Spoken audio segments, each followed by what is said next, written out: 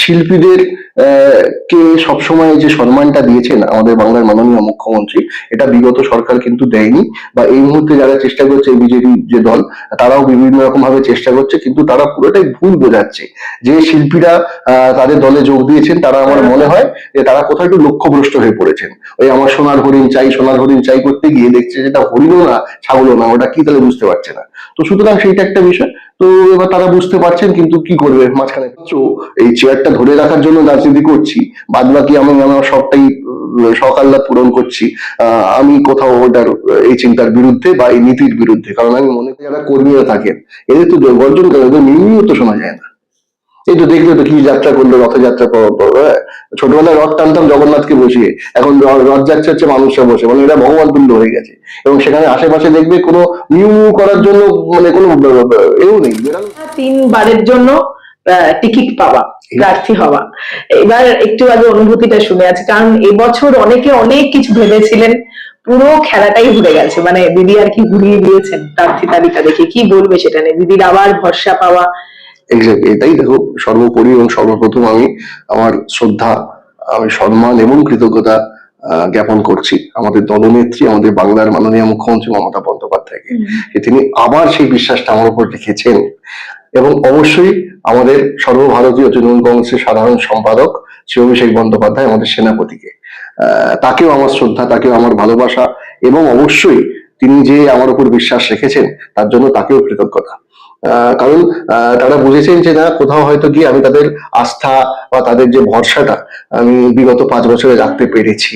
হ্যাঁ, 3বার তুমি বলছো, প্রথমবারটা হয়তো লাক ক্লিক করেনি, বা আমারও কোথাও গাফিলতি ছিল, বা what ever the reason might be behind, তো সেটাকে আমি ধরবো না, বাট টিকিটটা পেয়েছিলাম নেত্রীকে। তারপরে আমার মনে পড়ে আমি প্রচন্ড ভাবে দুঃখ পেয়ে বাড়ির থেকে বেরোচ্ছিলামই না, নেত্রী স্বয়ং আমাকে ফোন করে বলেন যে তুই আয়, আমি ডাকছি তোকে, এবং এখন থেকে তুই রাজনীতির সঙ্গে আরো বেশি ভাবে যুক্ত হয়।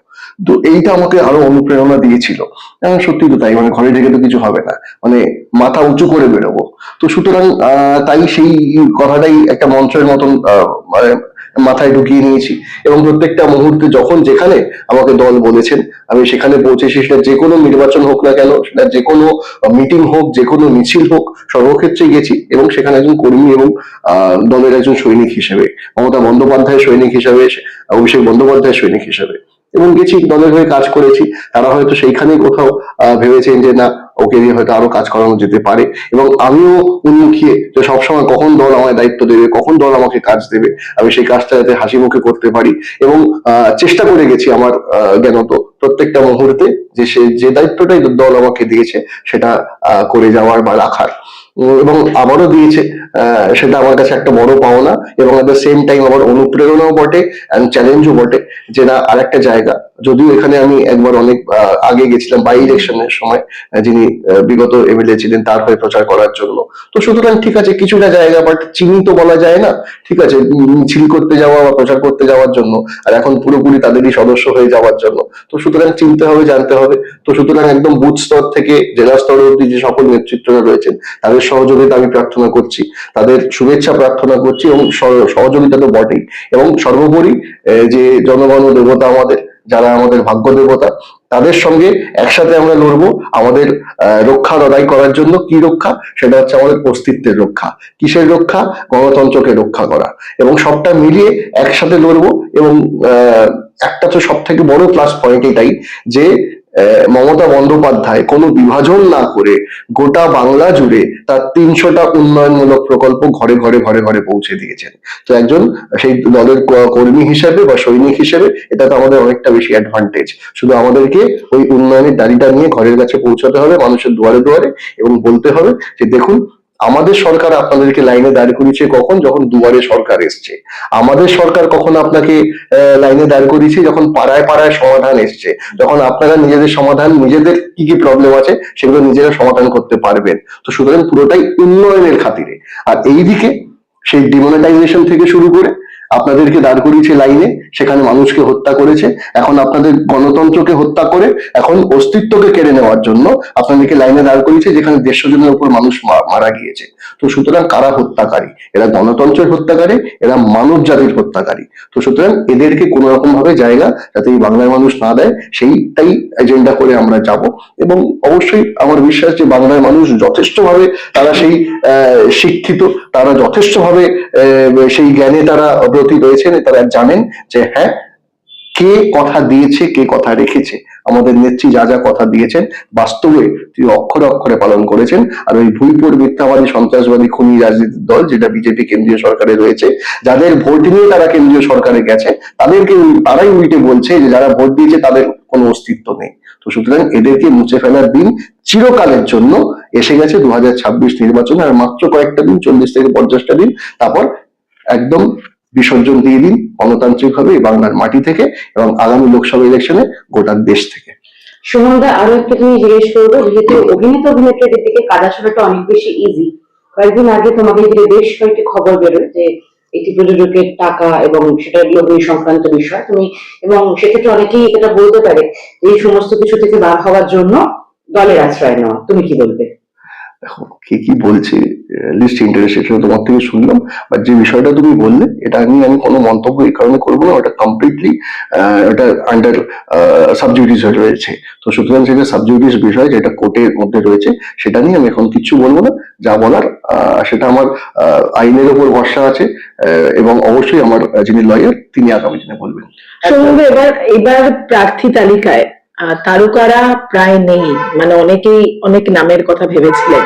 খানিকটা কি ভরসা হারাচ্ছেন মুখ্যমন্ত্রী মমতা বন্দ্যোপাধ্যায় বা সাধারণ মানুষ? কি বলবে এটা নিয়ে? দেখো, এটা আমার মানে বলা সাজে না, বা আমি বলতে পারবো না। ঠিক আছে, কারণ শিল্পীদের কে সবসময় যে সম্মানটা দিয়েছেন আমাদের বাংলার মাননীয় মুখ্যমন্ত্রী, এটা বিগত সরকার কিন্তু দেয়নি। বা এই মুহূর্তে যারা চেষ্টা করছে, বিজেপি যে দল, তারাও বিভিন্ন রকম ভাবে চেষ্টা করছে, কিন্তু তারা পুরোটাই ভুল বোঝাচ্ছে। যে শিল্পীরা তাদের দলে যোগ দিয়েছেন, তারা আমার মনে হয় যে তারা কোথাও একটু লক্ষ্যভ্রষ্ট হয়ে পড়েছেন। ওই আমার সোনার হরিণ চাই, সোনার হরিণ চাই করতে গিয়ে দেখছে যেটা হরিণও না, ছাগলও না, ওটা কি তাহলে বুঝতে পারছে না। তো সুতরাং সেইটা একটা বিষয়। তো এবার তারা বুঝতে পারছেন, কিন্তু কি করবে, মাঝখানে ফেসে গেছে। অনেকে তো ফিরেও এসছেন আবার তৃণমূলে। বুঝতে পেরেছেন, তারা রিয়েলাইজ করেছেন যে পুরোটাই একটা ধোঁয়া, পুরোটাই একটা ধোঁয়াশা, একটা মিথ্যে প্রচার, অপপ্রচার, সবটাই। তো সুতরাং সেটা তাদের বিষয়। বাট আমি আমাদের ক্ষেত্রে বলতে পারি যে নেত্রী সর্বদাই শিল্পীদেরকে সম্মান দিয়েছেন, তিনি স্নেহ করেন, তিনি ভালোবাসেন আমাদের ইন্ডাস্ট্রিকে, এবং একটা অন্য স্বীকৃতি দিয়েছেন, একটা অন্য মাত্রায় নিয়ে গেছেন। এবং তার স্বপ্ন যাতে বাংলা ফিল্ম ইন্ডাস্ট্রি যেন আগামী দিনে ওয়ার্ল্ড ফেমাস হয়, এবং ওয়ার্ল্ড ফেমাস তো বটেই, যেন বিশ্বের দরবারে 1 নম্বর স্থান অধিগ্রহণ করে। তো সুতরাং সেটা আমরা শিল্পী হিসেবে সেই প্রচেষ্টা সবসময় থাকবে, কারণ তিনি যা স্বপ্ন আমাদেরকে দেখিয়েছেন তা বাস্তবে করেছেন, আর তিনি যেটা আমাদেরকে নিয়ে দেখছেন সেটা আমাদেরও কর্তব্য তার সেই স্বপ্নটাকে কোথাও গিয়ে সার্থক করা। তো এটা আমাদেরকে সবাই মিলে একসাথে হয়ে, ইউনাইটেড হয়ে কাজটা করতে হবে।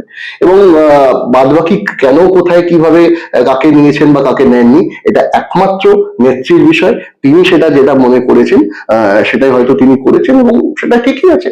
এবং আমাদের মাননীয় আমাদের সাধারণ সম্পাদক শ্রী অভিষেক বন্দ্যোপাধ্যায়, তিনিও হয়তো সব ডিসিশন নিয়েছেন, সবাই মিলে, যেটা একদম স্বয়ং নেতৃত্ব ডিসিশন নিয়ে নিয়েছেন, আপার মোস্ট একদম নেতৃত্ব। তো তারা যেটা ডিসিশন নিয়েছে সেটাই তো মাথা পেতে নিয়ে নেওয়া উচিত, এবং সবাই আমরা কাজ করবো। রাজনীতি থেকে যতখানি অগ্রসর হচ্ছ, কিছুটা কি এবার অভিনয় থেকে একটু দূরে সরে যাচ্ছ? কারণ এইখানে তো রাজনীতিটা খুব ডেডিকেটেডলি করো, সেই জায়গা থেকে। ইয়েস, এক্স্যাক্টলি, ডেডিকেশনটা খুব ইম্পর্টেন্ট। মানে শুধুমাত্র এই চেয়ারটা ধরে রাখার জন্য রাজনীতি করছি, বাদ বাকি আমি আমার সবটাই সকাল্লা পূরণ করছি, আমি কোথাও ওটার এই চিন্তার বিরুদ্ধে বা এই নীতির বিরুদ্ধে। কারণ আমি মনে করি মানুষ যখন বা জনগণ যখন আমাকে ভোট দিয়েছেন, তাদের প্রার্থী থেকে তাদের সদস্য করে তুলেছেন, এবং আগামী দিনেও এই বিশ্বাসই রাখবো যে তারা আমাকে সমানভাবে, করিমপুরের মানুষজন আমাকে সেই ভোট দিয়ে আশীর্বাদ করবেন, তাদের সদস্য করে দেবেন। তো অবশ্যই সেই ক্ষেত্রে আমার ডেডিকেশন, আমার কমিটমেন্টটা টুয়ার্ডস দেম ইজ প্র্যাকটিক্যাল।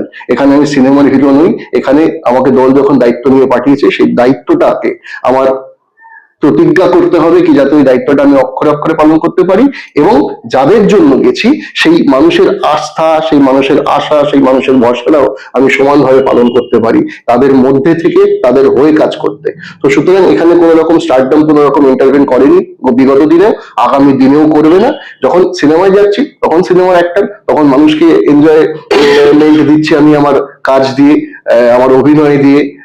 তো আর এখানে মানুষের সাথে থেকে আমাদের সমস্ত কিছু রক্ষার লড়াইয়ে আমাদেরকে ব্রতী হতে হবে।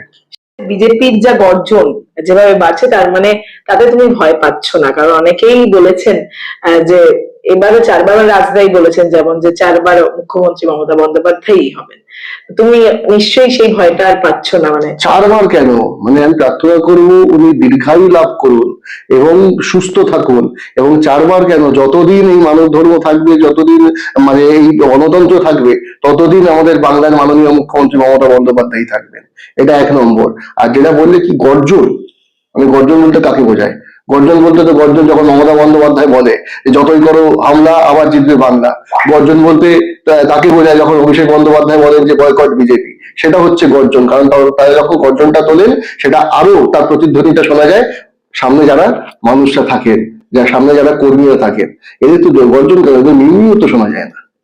এই তো দেখলে তো কি যাত্রা করলো, রথযাত্রা ছোটবেলায় রথ টানতাম জগন্নাথকে বসিয়ে, এখন রথযাত্রা হচ্ছে মানুষরা বসে, মানে এরা ভগবান তুল্য হয়ে গেছে। এবং সেখানে আশেপাশে দেখবে কোনো মিউ মিউ করার জন্য মানে কোনো এও নেই, বেড়ালো নেই। তো শুধু এটা গর্জন কিসের? এটা তো মানে গর্জন, তাহলে মানে গর্জন না নামটা কি ব্যাপারটাকে পুরোটা কি মানে ভুল ডেফিনেশন দেওয়া। Thank you.